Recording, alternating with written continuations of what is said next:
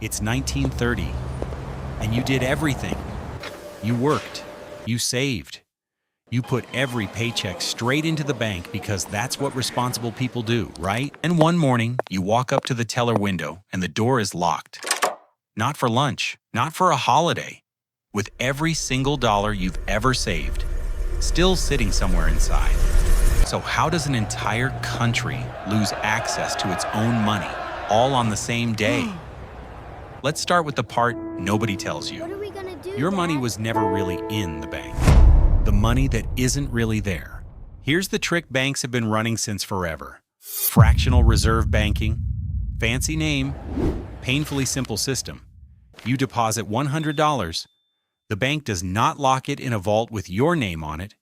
It keeps maybe $10 on hand and lends the other $90 out to somebody buying a car, a house, a hat company for dogs, whatever. That's how the bank makes money. And that's also how your $100 quietly becomes somebody else's loan. As long as you and 9 other depositors don't all ask for your money on the same day, nobody notices. The math works. The trick holds for now. Rewind a few years, and you can see exactly how thin that math had gotten. The 1920s had been one long party. Jazz on every radio, a Model T in every driveway, stock tips from your barber. Banks got swept up right along with everyone else, handing out loans like party favors, because the good times were never supposed to end. By the late 1920s, thousands of small-town banks were running this exact trick with paper-thin cushions, propped up by farm loans that were already going bad, and city loans tied to a stock market floating on pure hype. Rural banks especially were sitting on debt from farmers who'd financed shiny new tractors to save farms that tractors couldn't save. Everybody kept smiling.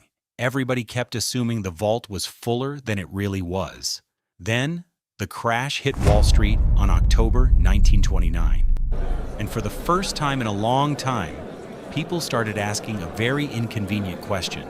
Wait, is my money actually there? For a lot of banks? No. A bank run isn't complicated, honestly. It's just fear moving faster than facts. One rumor, one nervous neighbor, one line forming outside a bank at 8 a.m. That's it. That's the whole recipe. Because remember the trick? The bank only has a fraction of everyone's money on hand, so the first 50 people in line, they get their cash. The next 500, they get a sign that says, closed. And once regular people from Ohio to Oklahoma watched one U.S. bank fold, they weren't about to wait around and find out if theirs was next. Coats buttoned to the neck, breath fogging in the cold, entire families standing shoulder to shoulder outside marble buildings that suddenly didn't look so trustworthy anymore. In early February 1933, Louisiana's governor actually had to declare a one-day statewide bank holiday, just so a single New Orleans bank could scrape together enough cash to survive one more afternoon of panicked withdrawals. That wasn't rare. Between 1930 and 1933, more than 9,000 banks failed in the United States. Roughly 1 in every 3 banks in the entire country gone. In 1932 alone, over 1,400 banks collapsed, taking $725 million of other people's money down with them. By the time Roosevelt took office in March 1933, an estimated 9 million Americans had already lost their savings. And not lost like a wallet, no. Lost like it never officially existed anywhere at all. You've probably seen the old photo. The crowd outside the bank, coats buttoned up, faces blank. You might have also heard the story that goes with it. Wall Street bankers, jumping out of windows after the crash. Cinematic. Dramatic. Also, mostly untrue. Researchers who actually checked the records found suicide numbers barely moved on Wall Street right after the crash. What actually climbed, quietly, over the years that followed, was something far less photogenic. Farmers, homeowners, small-town families on Main Street, watching everything they'd built just disappear. No rumor, no headline, No myth attached to it at all. The teller's line back then went something like this: "Ma'am, your money is completely safe." Is it? It was. By 1933, the banking system wasn't wobbling anymore. It was in free fall. And the man about to take office was 1 week away from doing something no American president had ever done before: telling the entire country, all at once, that nobody, rich, poor, saver, hoarder, was getting a single dollar out of any bank. Not for a day, for an entire week. Locked out. The National Bank holiday. March 4th, 1933, Franklin Delano Roosevelt is sworn in as president. 36 hours later, at 1 in the morning, he signs Proclamation 2039. Effective immediately, every single bank in America closed.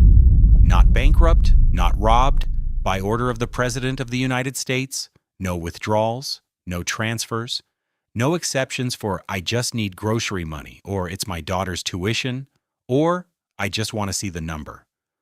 For an entire week, Americans could not touch a single dollar of their own money, even in banks that were perfectly fine. Imagine explaining that to your grandfather. Is my money gone? No. Can I have it?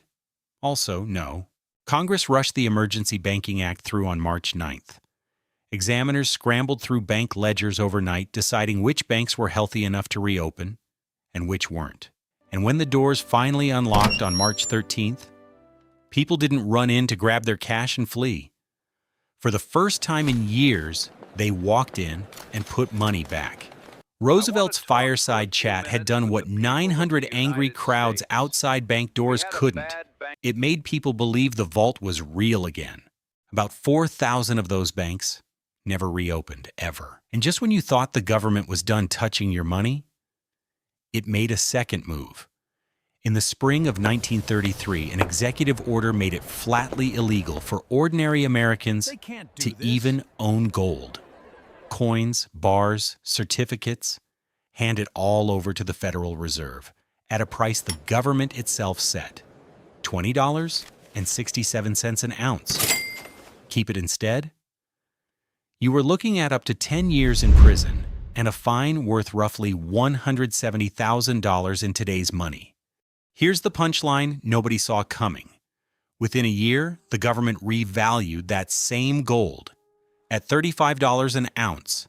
Everyone who obeyed the law and turned theirs in got a fraction of what it was about to be worth. The government, in effect, bought low from its own citizens, using the threat of prison as the discount code. Almost all of the coins collected were melted down. Almost.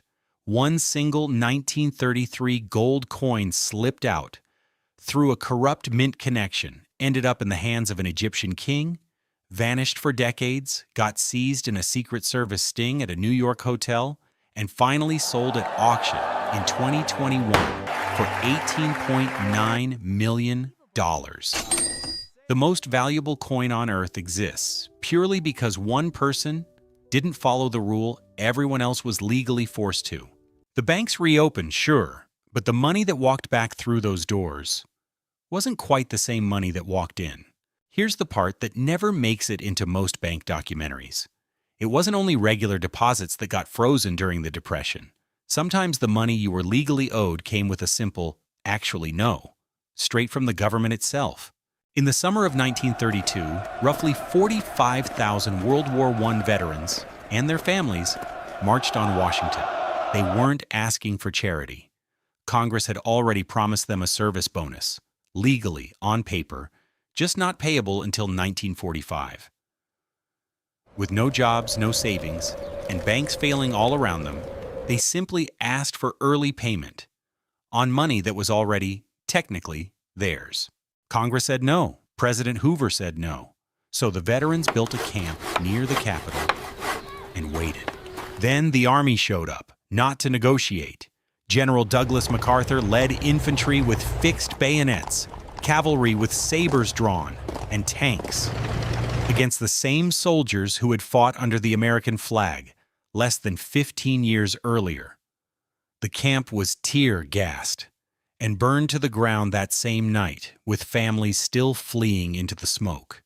Two of the officers involved in that operation were named Dwight Eisenhower and George Patton. Yes, those two. The same men who would later be textbook war heroes in 1932, driving unarmed, homeless veterans out of the nation's capital over money the government had already agreed to pay them. It's the same story as the bank holiday, just with a different landlord. Your money isn't always gone. Sometimes, it's just being held by someone who has decided for now that you can't have it. The fix just can't happen again. By June 1933, Congress had finally seen enough.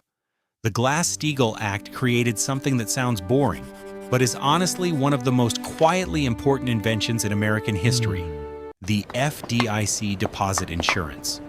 If your bank failed, the government, not your neighbors, not a rumor, the actual government would pay you back. Up to $2,500 at first, over $250,000 today. A woman named Lydia Lobsiger became the very first American ever paid out under this new system after her bank failed, and the FDIC simply paid her. No run, no panic, no line at 6 a.m., just a check. The results were almost embarrassing. In 1934, the year after thousands of banks collapsed, only 61 banks failed nationwide. The trick? The exact same fractional reserve trick that had wrecked 9,000 banks hadn't changed at all. What changed was that for the first time, someone had actually bothered to install a safety net underneath it. And that safety net? It's still sitting under your bank account right now in the exact same form, almost a century later. But here's the part they don't put on the plaque. The underlying idea that your money is just there, sitting, waiting for you whenever you want it, nearly died completely in 1933, and it has been quietly tested again since. In Cyprus, in 2013, the government took a direct cut out of people's bank accounts overnight to bail out its own banking system. In Lebanon, in 2019, an entire country's savings got frozen, some of it still inaccessible years later. And in the spring of 2023, depositors at 3 American banks watched their own version of a bank run happen in real time. Not through a line on a sidewalk, but through a banking app, in about 48 hours. The insurance is real. The doors, most days, stay open. But the next time you check your balance and see that number just sitting there, remember, for 1 week, in March 1933, that number meant absolutely nothing to the person who'd earned it. And the only thing standing between your money and just a number the bank promises to honor has always been a little thinner than anyone wants to admit.